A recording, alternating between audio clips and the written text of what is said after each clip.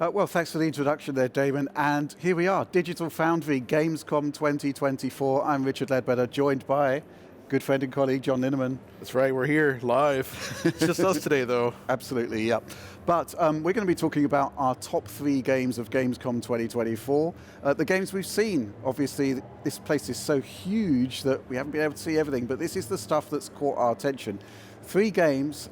Number 1, John, S.T.A.L.K.E.R 2, we made a beeline for that one at the Xbox booth yesterday. And yeah, we had some concerns about it last year. It was shown in a very early state. This year, though, I'd say it has improved like by an order of magnitude, right? Yeah, I think that's one of the things we wanted to focus on was we actually got to see it running on the Xbox for real this time. Right, that's right, because they said to us, PC or Xbox. We waited to get in and they were like, you want to play PC or console? And they actually had Series X consoles hooked up. And wow, what a difference. Because like you said, last year we played it on PC. Obviously they've had challenges with development. Yep. Sure. It looked very rough last year, but this time I felt like it was actually a very polished game. And the first thing that stood out to me was the image quality, actually. Yep. Like it actually looked suitably like proper 4K. Right. Like I'm sure it's using reconstruction. You can see some of the artifacts, but it's very, very sharp.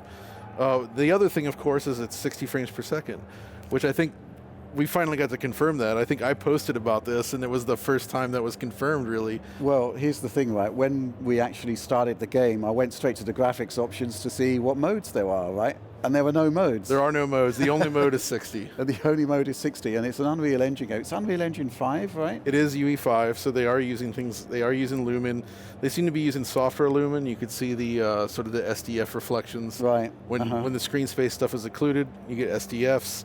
It looks good though, right? And the lighting was really excellent. I will say the frame rate, of course, still in development, not perfect. It's not like 100% lock 60, but like it's close enough that, you know, even if you don't have VRR, I think you'd be pretty pleased. Yeah, I think the thing is that so many of the Unreal Engine games we've seen have really pushed the limits, but they've done so at the expense of image quality. Things are kind of quite blurry and indistinct, but that was kind of like the first impression when we saw the title screen and it went into the gameplay itself, where it just looked really, really clean. Yeah, that really is the big thing, is the image quality, because you're right, every UE5 game we've seen on consoles so far, such as the recent BMW, as we call it, Black Myth Wukong, it's very blurry. This was not. This was super sharp. Yeah. That's not to say it's perfect. I will say that there was still, you know, in development, but there's plenty of stutters, hiccups during gameplay, that's fair. and the loading times on death were really long. Yeah. I mean, there are issues to address. But like, I feel like they're on the right track. And it's brave of them almost to actually show this thing running on the Xbox proper. Well, that's the thing. If I was a game developer with a game in development, I would choose high-end PC all the time. Because which they did, but they had this option too. Absolutely. Right? So that's kind of the difference. But the thing is, if you choose high-end PC, then obviously, if you have like performance optimizations to carry out, you know, on a more general level, you could just power past it. You know, just bung a 4090 in there. And you're good to go. So, you know, they had like, I think it was like 5 PC pods and 4 Xbox XDK dev consoles. I guess that's the clarification, right, is they were showing it on the actual XDK units. But you could feel the heat coming out. They're well cooled, but I don't think they were putting any PCs under the counter. Right, no. There. It was really proper Xbox. Oh, we've seen that sort of stuff over the years. We have seen plenty of that. Sort of like fake consoles, console shells that have got PCs behind them, but this was absolutely authentic Xbox Series X. It really was. And as far as the game itself, so this was kind of a fairly restricted section in that you're kind of you move through some open world stuff, then you're going down into some bunkers and exploring. Yep. But it does have that sort of stalker atmosphere I think that people loved. Yeah. It's hard to gauge things like AI just yet, but the encounters this year were a lot more polished and interesting. Yeah, absolutely. Because the gunplay last year was not good. Right. Okay. But this year it actually felt great. Just so I'm very curious where this ends up, and if it ends up sort of matching expectations, because I think Stalker's kind of a beloved franchise. Yeah. And it's been forever since we've seen it, and we knew these guys have been through a lot. Yeah. Getting this thing made. And it feels like they're finally at the finish line, and we're looking at probably one of the more impressive UE5 games yet. I would say so, yeah. It's kind of interesting that last year we had sort of concerns about the quality of the game and the quality of the performance. This year, it's actually much smaller things that I was thinking about. Like, I noticed you and me were both changing the sensitivity of the controls because it was like way oversensitive. Yeah, and all tweakable. Yeah. So, but when you think about that as a concern compared to where we were last year, I mean, this is easily fixable stuff going into the final stretch of development. Yeah. And I think the game was looking really, really interesting. It was like a pretty small slice of it, mind you, but you got to see the open world, you got to see the bunkers. So it was, shaping up pretty well, I think. Yeah. So I guess the only real thing is that I would have liked to have seen it running on like a slightly higher end monitor because it was in there. It wasn't really bright enough. It was just an LCD. The lights were kind of drowning out, and the whole mission was at night in the dark. Right. So you're relying on flashlights a lot. But still, very promising. Really happy where they're going with it. Yep. Should we move on to the second game? Let's go. Because everybody is talking about this for various reasons. But Indiana Jones and the Great Circle, I would rate this. I mean, the first trailer we saw earlier in the year, I still think it's probably the best debut game trailer I've seen in years.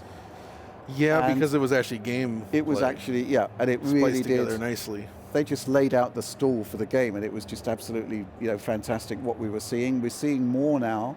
Pre-Gamescom, there was quite an extended press segment given out.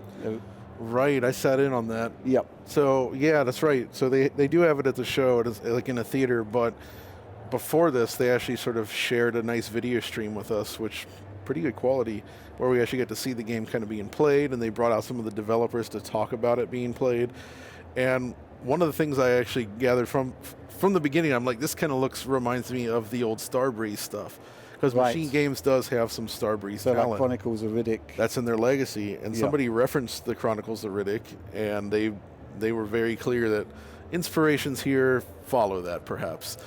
Not necessarily naming it by name, but it's pretty obviously inspired by that. And it reminded me of Riddick mainly because it's not just about pure action. It's also like, there's dialogue stuff. There's a lot of hand-to-hand combat. There's puzzles to solve. It does that thing like Riddick where it like switches to a third-person camera every time you're doing specific things. And all of that looks great. And of course it is id Tech, right? We didn't actually get to play it though, which is a shame. Right. But I guess the other thing tech-wise I'm excited about is that this is one that's going to have enhanced ray tracing features on PC. Right, that's right. Yeah, that was announced. Yeah, basically full path tracing, full RT they call it. It's it's just potentially transformative in terms of detail, in terms of fidelity, and it's great to see that NVIDIA partnership to know that we're going to get those high-end features. I think that's really, really exciting. Exactly. But I'm just really, really excited about this game generally because if you just think about what constitutes an Indiana Jones movie, it's made for games. You've got your set pieces, you've got your action, you've got your puzzles. You think about like Raiders of the Lost Ark, the Staff of Ra, that kind of thing. Yeah, for sure. You think about all of this stuff and it all transitions perfectly to the video game template. And I understand this is possibly the biggest and most ambitious projects that Machine Games have ever taken on. I mean, it's funny, developers love to say this, right? But I feel like I have no reason to doubt them in this case, given their excellent track record. Machine Games has done a lot of awesome stuff, and this looks to be holding that up, so I'm very curious to play it. Yeah. What I'll be very curious then to see is, while I would say the full RT mode is probably going to wind up being the best way to play it, Can't wait to see that PS5 Pro version, huh? Yeah, well, that's the big controversy of Gamescom towards the climax of opening night live was, it's going to come out on Xbox, Steam, Game Pass. Okay, we know that, and then suddenly the PlayStation 5 logo pops up. The Jeff Keighley one more thing, which is proven to be wildly controversial, but ultimately. We've been talking about this a lot on the podcast on DF Direct, and it is basically just the direction of travel, basically, that's gaming's going through right now. The audience has got to get bigger. You've got to put it onto more end user hardware. You've got to have more people playing the game to justify these ever increasing budgets. So this doesn't surprise me. And I guess the question is, we're going to see this super high-end PC version. I mean, full RT, you can't get any more ambitious than that. So, you know, id Tech, legacy of fantastic technology, legacy of pushing consoles and PC. What are they going to do with those consoles? That's the big question, right? Yeah, especially, I mean, id Tech's very fast, but this is also an opportunity that I don't think we've seen id Tech running full RT, as they call it. Right. So that should be very, very cool indeed. So, yeah, I mean, I'm excited for that one. That's definitely topping my list in terms of games to be excited about right now. Yeah. And I guess it's coming out at the end of this year in December, right? Yes, that's right. Yeah. And then sometime in early 2025 for PS5. Wasn't it spring 25? Spring 25. Yep. The PS Funf, as they say. Yeah, the quintuple. So, you know, base PS5, we'd expect it to be broadly comparable to the Series X version, right? But yeah, you're quite right. It's what are they going to do with the PS5 Pro? That is the question, right? Right. I mean, and I guess from there, you know, integrations more generally into id Tech more widely, because you know there's more id Tech games coming. We've got Doom the Dark Ages, which looks fantastic as well. And I'm very curious to see from which id Tech this stuff is actually derived, because I assume they had to split at some point, right? Right. Because you're dealing with, you know, but they work together too, as they did with Wolfenstein 2. Yeah. When I say Wolfenstein, I'm like, where's Alex? He should be here, but he couldn't make it. Should be right here, but he's not. Yep. Oh man, it's just not the same. But yeah, so that's looking really good. Yep. But our next title is one of those unknown things that just kind of shows up, and apparently it had been revealed a month ago. Yes. I had completely missed it. But we were looking for B-roll last night on YouTube, and the trailer had 40,000 views, and it had been up for 4 weeks. Exactly. And then yesterday we went to the NVIDIA booth. We saw a wide range of fantastic stuff. You actually missed Dragon Age. Oh no! You did, yeah.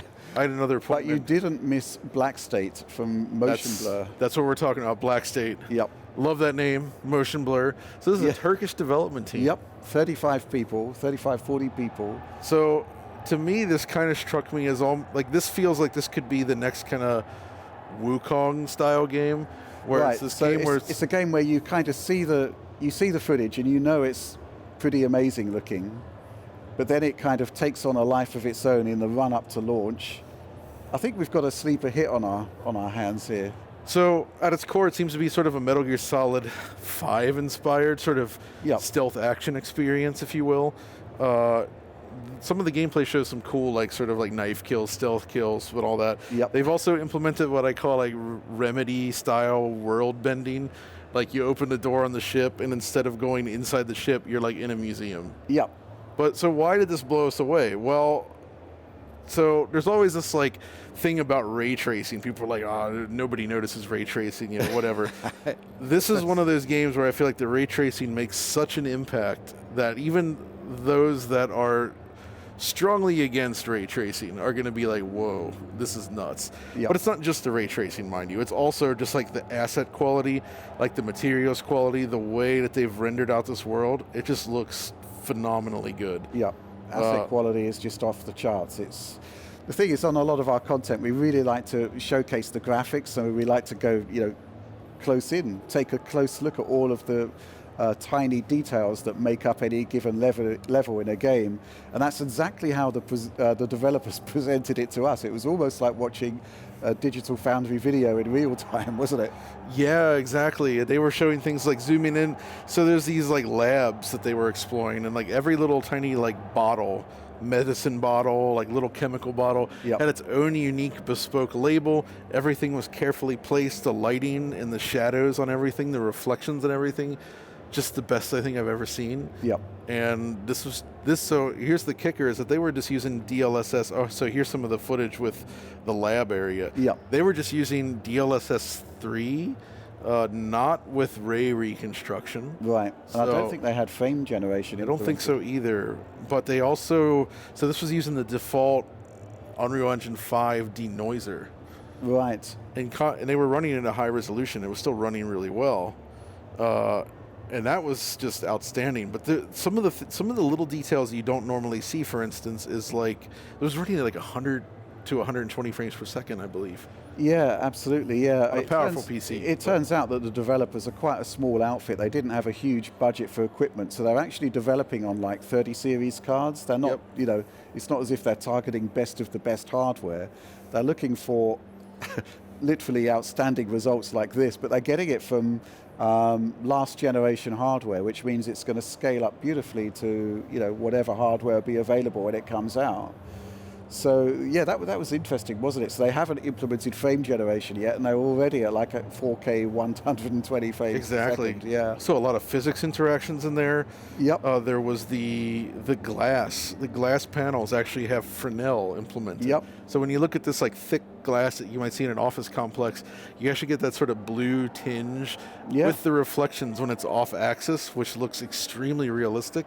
It's typically something you'd only see in like a path trace game, but they actually implemented it here in real time. Yep. And that was just, man, it just looks, it's definitely a game. So getting this right in terms of gameplay is going to be tough, and I hope they can pull it off. It looks very promising so far.